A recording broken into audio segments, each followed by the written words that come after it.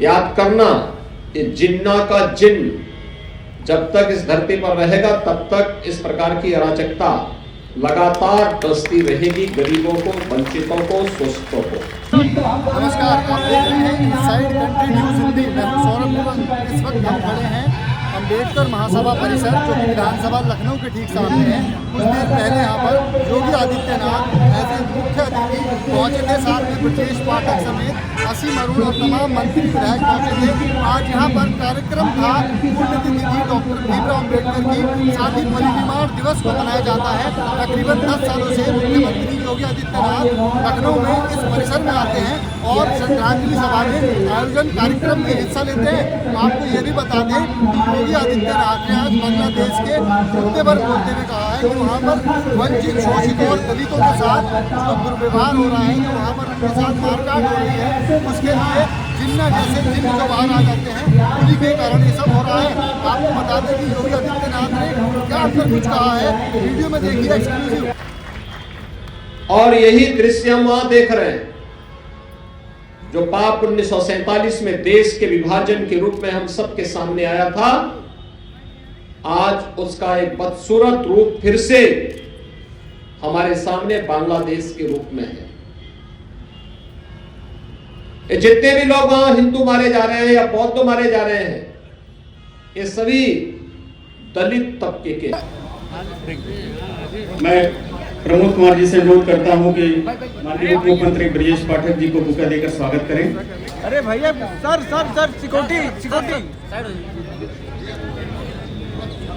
जो अम्बेडकर महासभा के माननीय पदाधिकारी हैं, मैं उनसे अनुरोध करता हूं कि असीम अरुण जी, श्रीमती सुषमा खरकवाल जी, माननीय बैजनाथ रावत जी।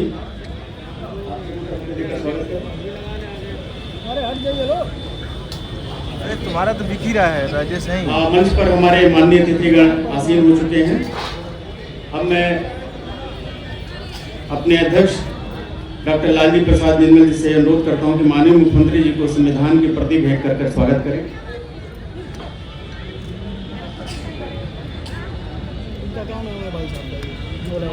बलराम, ये भारतीय संविधान निर्माता को अम्बेडकर महासभा की तरफ से श्रद्धांजलि है। उनके महापरिनिर्वाण दिवस पर भावपूर्ण नमन है।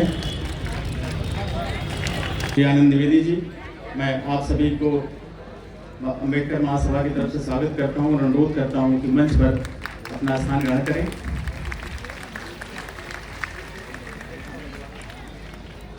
नहीं दे दिया।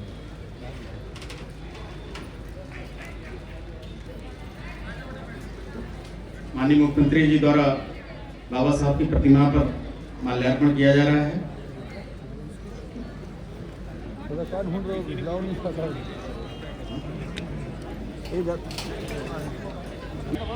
माननीय श्री योगी आदित्यनाथ जी, हमारे उप मुख्यमंत्री माननीय श्री ब्रजेश पाठक जी,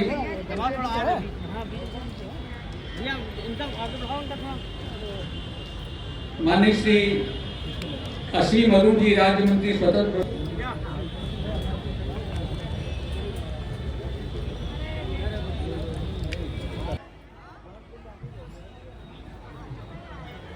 रामशंकर जी जहां कहीं हो, हमारे कार्यालय से जो रामशंकर जी हैं, महामंत्री जी संपर्क करें, वो आपको खोज रहे हैं। ये 10 लोग खड़े हैं, उनको बुके प्रोवाइड कर दें। ये चेक है, बुके अंदर है, बुके हैं।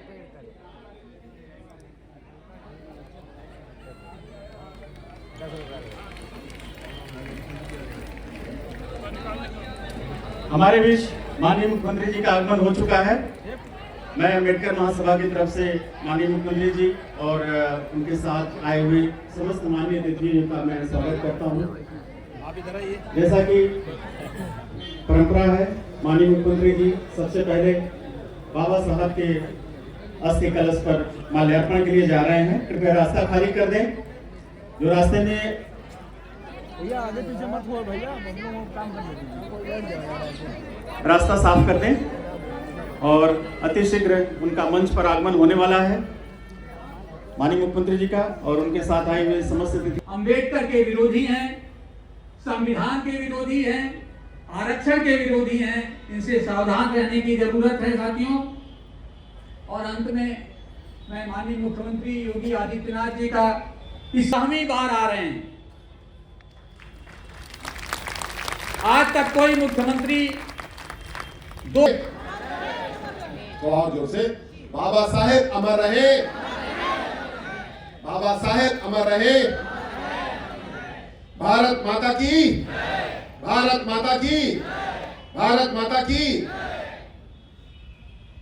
मित्रों, आज हम सब एकत्रित हैं भारत मां के सच्चे सपूत बाबा साहब डॉक्टर भीमराव अंबेडकर को याद करने के लिए, उनके बताए हुए रास्ते का स्मरण करने के लिए। और आज उनका परिनिर्वाण दिवस है। आप सब साथी आज उपस्थित हैं, बहनें हमारी बड़ी संख्या में उपस्थित हैं। कोई भी वंचित न रहे उसके लिए काम कर रहे हैं। नव नियुक्त SC/ST कमीशन के अध्यक्ष हमारे बड़े भाई श्री बैजनाथ रावत जी भाई साहब, जिनके द्वारा आयोग को नई ऊंचाइयों पर ले जाया जा रहा है। हमारी महापौर बहन सुषमा कटवाल जी, आदरणीय प्रमोद सरोज जी भाई साहब, श्री अमरनाथ की जो बाबा साहब का योगदान है उसका स्मरण सबके सामने रहे, रास्ता सबके सामने रहे। जिस प्रकार बाबा साहब ने सबकी चिंता की, ऐसी त्रुटि हमसे नहीं होना चाहिए कि हम सोचें कि बाबा साहब ने केवल अनुसूचित वर्ग के लिए, दलितों के लिए कार्य किया। उन्होंने हर प्रकार के वंचित वर्ग के लिए काम किया। महिलाओं को बराबरी का अधिकार देने के लिए उन्होंने सबसे बड़ा काम किया।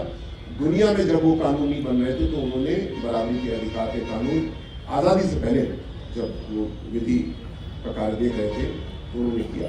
श्रमिकों के लिए जो कार्य बाबा साहब ने किए वो हम सबके सामने। उस समय सीमित शिफ्ट ड्यूटी नहीं हुआ करती थी, उन्होंने उसको 8 घंटे किया। उस समय कोई अवकाश का नियम नहीं था, वो बाबा साहब ने दिया। छोटा ट्रक भर के लाती थी और ला करके करंग में बेचती थी।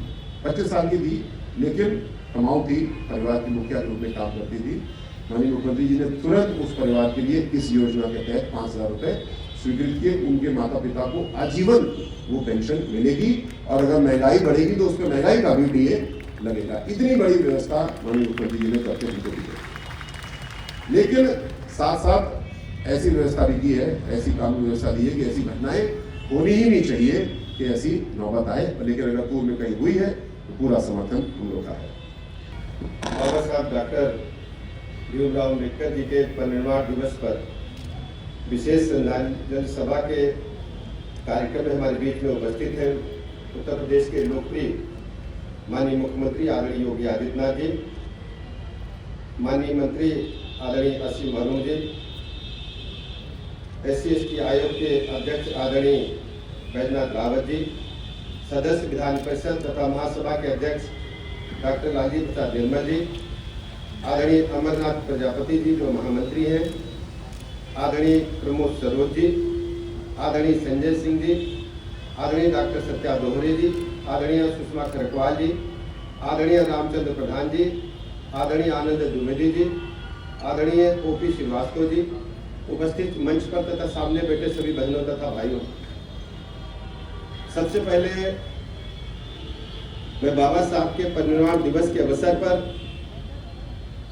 हृदय से श्रद्धा सुमन अर्पित करता हूँ, नमन करता हूँ, उनकी स्मृतियों को नमन करता हूँ। बाबा साहब ने इस देश के दबाए गए, कुचले गए, पछाड़े गए लोगों के जीवन स्तर को बराबरी का हक दिलाने के लिए पूरा जीवन समर्पित करने का काम किया।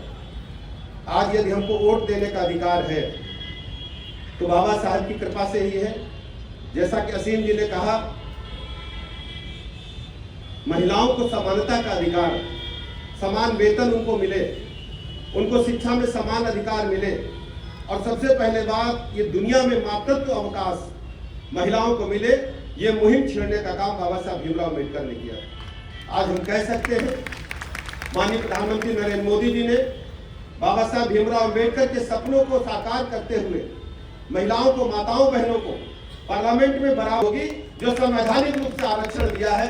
अब महिलाओं के अधिकारों को कोई छू नहीं पाएगा, कोई टच नहीं कर पाएगा। हमारे बीच में बड़ी संख्या में हमारी बहनें बैठी हैं, मैं आप सबको प्रणाम करता हूं, नमन करता हूं।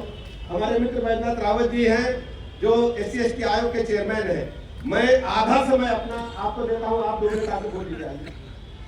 मैं आधा समय आपको दे दिया हूं, मैं 2 मिनट इसलिए बोला। भारत माता की, भारत माता की, भारत माता की। बाबा साहब भीमराव अंबेडकर, बाबा साहब भीमराव अंबेडकर। ये हो गया।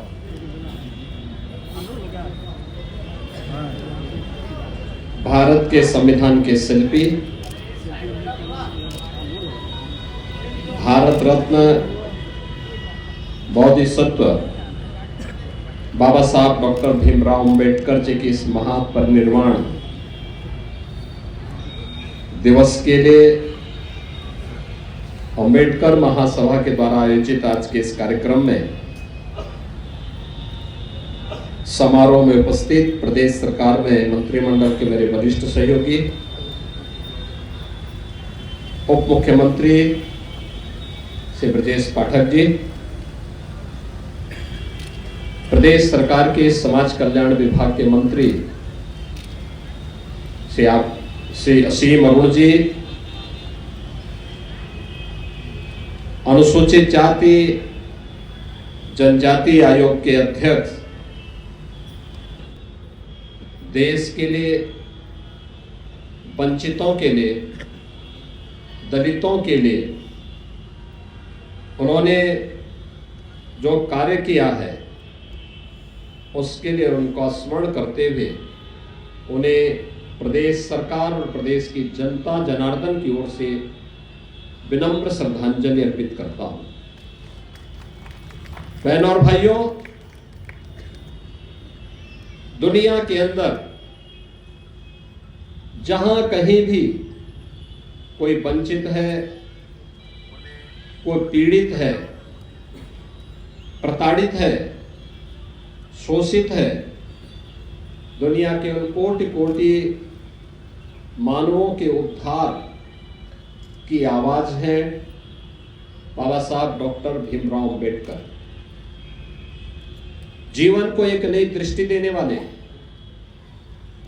जीवन को एक नई दिशा देकर के उनके जीवन में भी खुशहाली आए, इसको एक नई दिशा देने वाले किसी एक नाम की चर्चा होती है तो वह बाबा साहब भीमराव अंबेडकर की होती है। और इसीलिए उस महामानव का स्मरण उनकी जयंती के अवसर पर, उनके महापरिनिर्वाण दिवस के अवसर पर न केवल हम लोग करते हैं, बल्कि आज के दिन पर समाज रचना से जुड़े हुए राष्ट्र के सशक्तिकरण के लिए उठाए जाने वाले किसी भी बड़े अभियान में वह बाबा साहब भीमराव अंबेडकर के बगैर ये सभी कार्य अधूरे माने जाते हैं। सचमुच जो कार्य उन्होंने उस कालखंड में किया, एक लंबे समय तक सैकड़ों वर्षों से चली आ रही उन कुप्रथाओं को समाप्त करने, दलितों, वंचितों, शोषितों को उनका अधिकार प्राप्त हो सके, इसके लिए उनके द्वारा किया गया प्रयास यह अभिनंदनीय है। और बाबा साहब भीमराव अंबेडकर भले ही उन्होंने अत्याचार सहे होंगे, अन्याय सहा होगा, लेकिन उनका कार्य देश के लिए था, समाज के लिए था। कभी भी उन्होंने अपने चेहरे पर वे बातें नहीं आने दी और अंतिम दम तक वह देश के शोषित वर्ग के लिए, वंचित वर्ग के लिए, दलित वर्ग के लिए लड़ते रहे और उन्हें न्याय दिलाने में उन्हें सफलता प्राप्त हुई। बहनों और भाइयों, यहां पे चर्चा हो रही थी, जो बातें यहां पर इस कार्यक्रम के संयोजक डॉक्टर लालजी प्रसाद निर्मल जी ने जो बात अपने उद्बोधन में कही, आज आप एक चर्चा लगातार सुन रहे होंगे बांग्लादेश का। बांग्लादेश में हिंदू, बौद्ध और अन्य अल्पसंख्यक समुदाय के लोगों को वहां के कट्टरपंथियों के द्वारा मारा जा रहा है, जलाया जा रहा है, उनकी संपत्ति को लूटा जा रहा है। माता और बहनों की इज्जत के साथ खिलवाड़ हो रहा है। मैं जानना चाहता हूं कि याद करना, ये जिन्ना का जिन्न जब तक इस धरती पर रहेगा तब तक इस प्रकार की अराजकता लगातार बसती रहेगी, गरीबों को, वंचितों को, शोषितों को। और यही दृश्य हम वहां देख रहे हैं जो पाप 1947 में देश के विभाजन के रूप में हम सबके सामने आया था, आज उसका एक बदसूरत रूप फिर से हमारे सामने बांग्लादेश के रूप में है। ये जितने भी लोग वहां हिंदू मारे जा रहे हैं या बौद्ध मारे जा रहे हैं, ये सभी दलित तबके के हैं। और बाबा साहब भीमराव अंबेडकर ने 1946-47 में ही देश की जनता को इस बारे में आगाह किया था कि भारत का बंटवारा होने मत दीजिए, और अगर होता है तो फिर आर पार की लड़ाई, आर पार की व्यवस्था हो जाए। उन्होंने, याद करिए, जो लोग आज समाज को धोखा देते हैं, झूठा प्रलाप करते हैं, उन्होंने उस समय भी जब हैदराबाद का निजाम के रजाकारों के द्वारा दलितों के गांव जलाए जा रहे थे, उनका शोषण हो रहा था, उन पर अत्याचार किया जा रहा था, तब बाबा साहब भीमराव अंबेडकर ने खुला पत्र लिखा था हैदराबाद के निजाम की रियासत के सभी दलितों के लिए।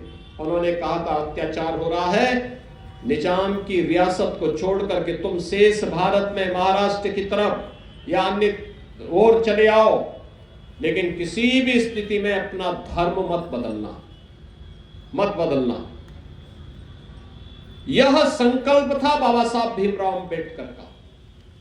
और स्वतंत्र 1947 में 46-47 में जब उन्हें प्रलोभन देने का प्रयास हुआ, हैदराबाद के निजाम ने भी पाकिस्तान प्रस्त जिन्ना के लोगों ने भी दिया, लेकिन बाबा साहब अपने आदर्शों से तस से मस नहीं हुए, हटे नहीं।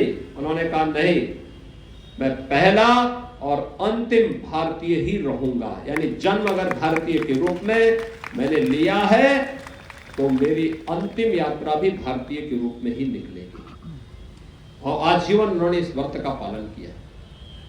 लगातार वह दलित समुदाय के लिए कार्य करते रहे, उसको आगाह भी करते रहे। जिन लोगों ने बाबा साहब भीमराव अंबेडकर की बात को माना, वे भारत के अंदर सुरक्षित हैं, आरक्षण का लाभ प्राप्त कर रहे हैं, हर प्रकार का सम्मान और सुविधाओं को उपलब्ध करवाने का दायित्व सरकार आज उनके लिए उपलब्ध करा रही है।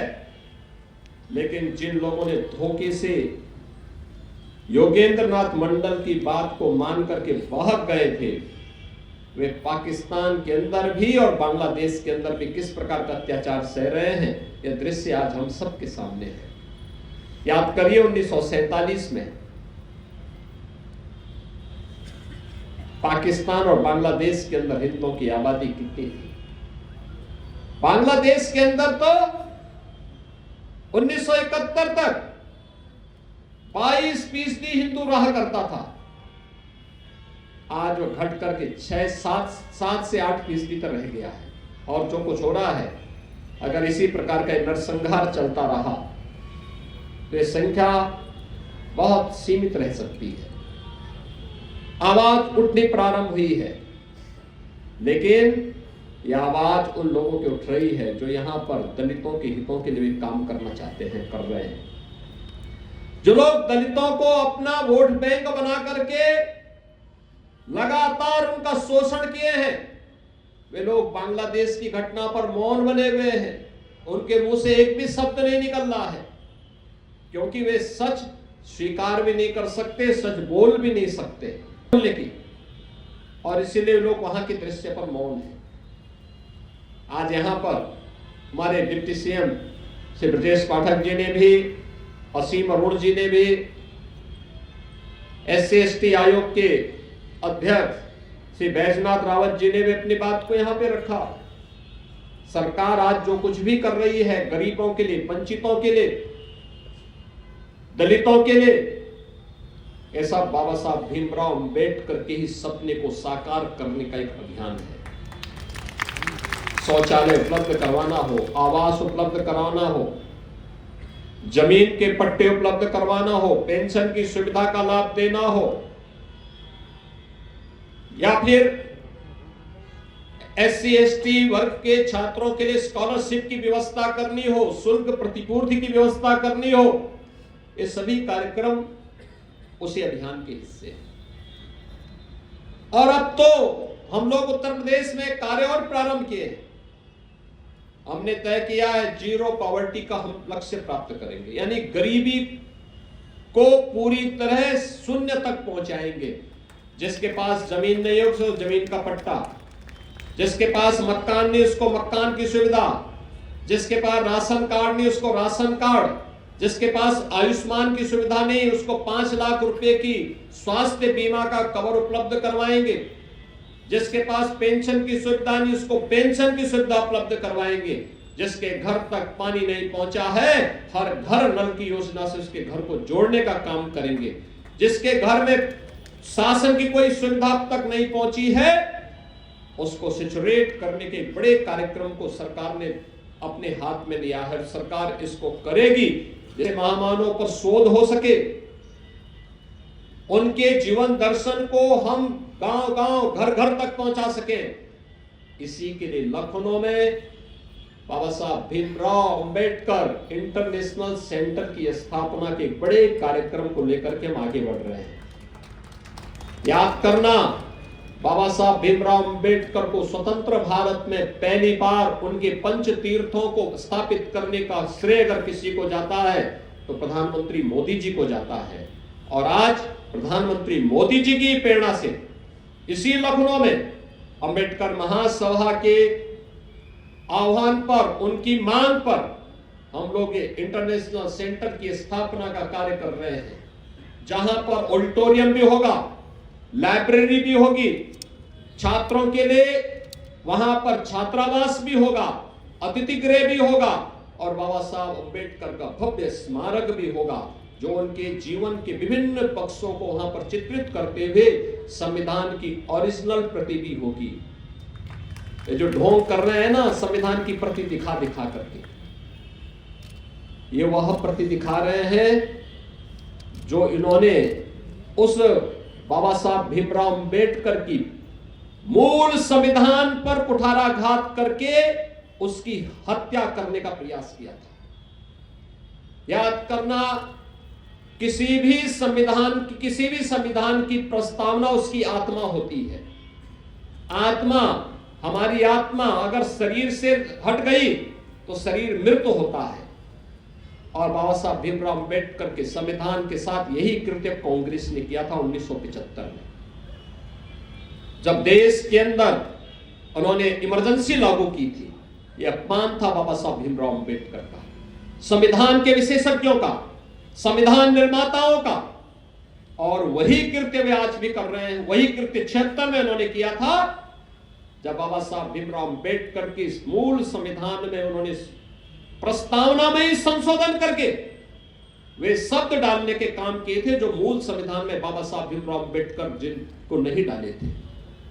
और इसलिए बहनों और भाइयों, ये जो ढोंग कर रहे हैं लोग, इन लोगों के वास्तविक चेहरे को जनता के सामने, देश के सामने प्रस्तुत किए जाने की आवश्यकता है। आज के इस अवसर पर मैं आप सबका आह्वान करूंगा, प्रधानमंत्री मोदी जी के नेतृत्व में विकसित भारत की परिकल्पना को साकार करने के लिए हर गरीब को, हर बंदे उसका अधिकार मिले, इसके लिए किए जाने वाले इस प्रयास में, भारत को विकसित भारत के रूप में स्थापित करने के इस अभियान में, बाबा साहब के सपनों का भारत बनाने के लिए किए जाने वाले इस प्रयास में हम सब मिलकर के कार्य करेंगे। इस विश्वास के साथ मैं बाबा साहब भीमराव अंबेडकर के इस महापरिनिर्वाण दिवस के अवसर पर उनके स्मृतियों को एक बार फिर से कोटि कोटि नमन करता हूं। अंबेडकर महासभा को इस आयोजन के लिए हृदय से धन्यवाद देता हूं। आप सबका भी मैं हृदय से अभिनंदन करते हुए समाज और राष्ट्र की एकता के लिए हम निरंतर कार्य करते रहे, इस विश्वास के साथ आप सबको मैं अपनी शुभकामनाएं देता हूं। धन्यवाद। जय हिंद।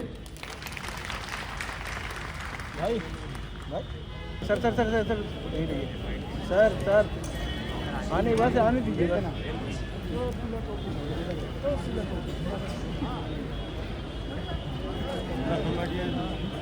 अरे फिर आ गए आप। परम आदरणीय माननीय मुख्यमंत्री जी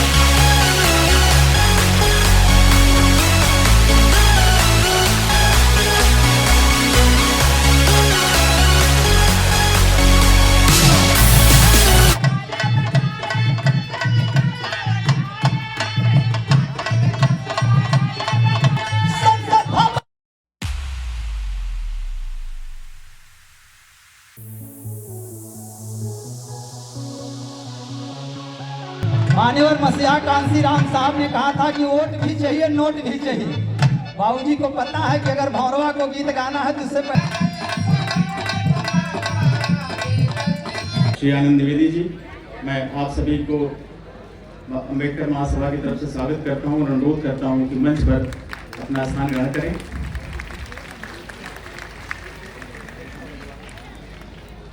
नहीं दे दिया।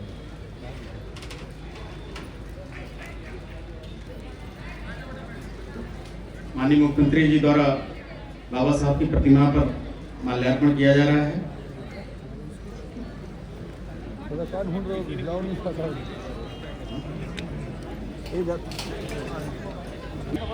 माननीय श्री योगी आदित्यनाथ जी, हमारे उप मुख्यमंत्री माननीय श्री ब्रजेश पाठक जी,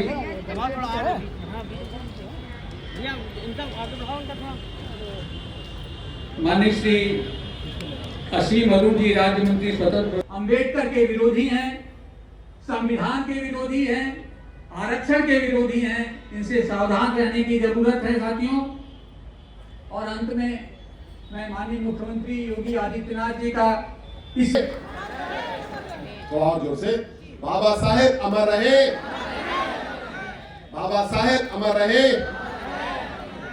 भारत माता की, भारत माता की, भारत माता की। मित्रों, आज हम सब एकत्रित हैं भारत मां के सच्चे सपूत बाबा साहब डॉक्टर भीमराव अंबेडकर को याद करने के लिए, उनके बताए हुए रास्ते का स्मरण करने के लिए। और आज उनका परिनिर्वाण दिवस है। आप सब साथी आज उपस्थित हैं, बहनें हमारी बड़ी संख्या में उपस्थित हैं। कोई भी वंचित न रहे उसके लिए काम कर रहे हैं। नव नियुक्त SC/ST कमीशन के अध्यक्ष हमारे बड़े भाई श्री बैजनाथ रावत जी भाई साहब, जिनके द्वारा आयोग को नई ऊंचाइयों पर ले जाया जा रहा है। हमारी महापौर बहन सुषमा कटवाल जी, आदरणीय प्रमोद सरोज जी भाई साहब, श्री अमरनाथ की जो बाबा साहब का योगदान है उसका स्मरण सबके सामने रहे, रास्ता सबके सामने रहे। जिस प्रकार बाबा साहब ने सबकी चिंता की, ऐसी त्रुटि हमसे नहीं होना चाहिए कि हम सोचें कि बाबा साहब ने केवल अनुसूचित वर्ग के लिए, दलितों के लिए कार्य किया। उन्होंने हर प्रकार के वंचित वर्ग के लिए काम किया। महिलाओं को बराबरी का अधिकार देने के लिए उन्होंने सबसे बड़ा काम किया। दुनिया में जब वो कानून नहीं बन रहे थे तो उन्होंने बराबरी के अधिकार के कानून आज़ादी से पहले जब वो विधि का कार्य देख रहे थे तो उन्होंने किया।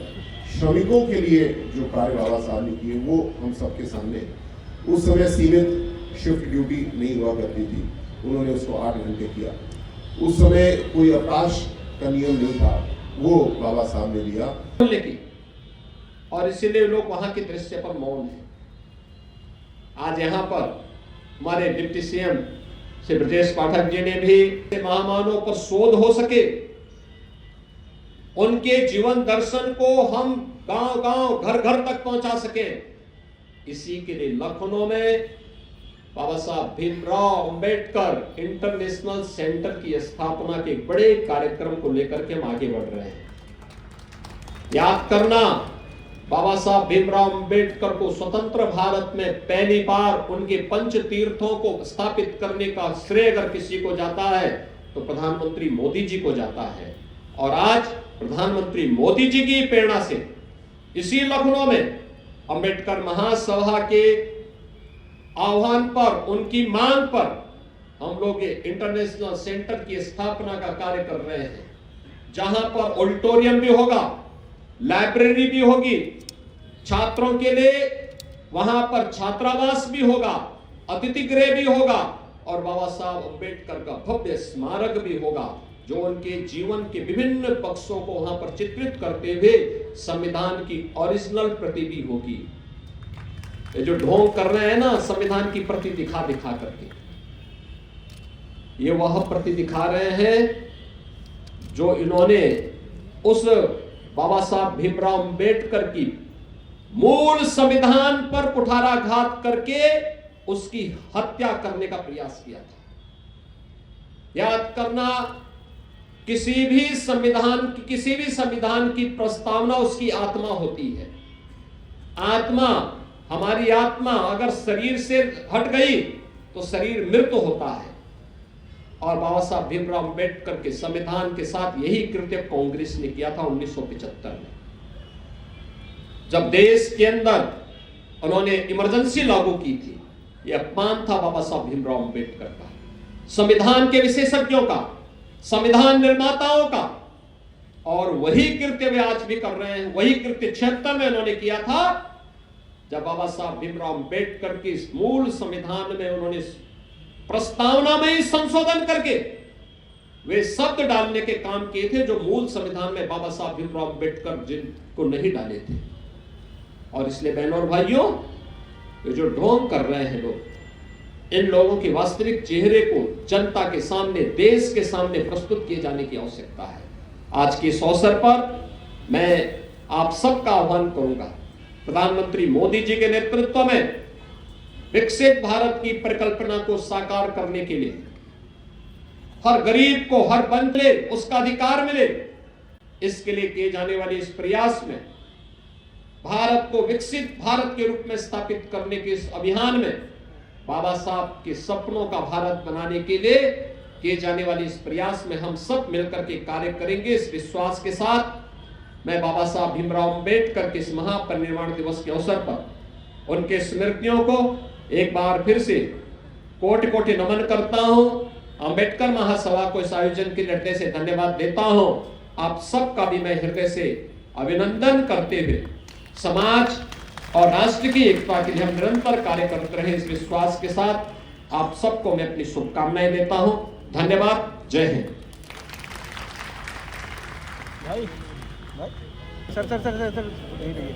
सर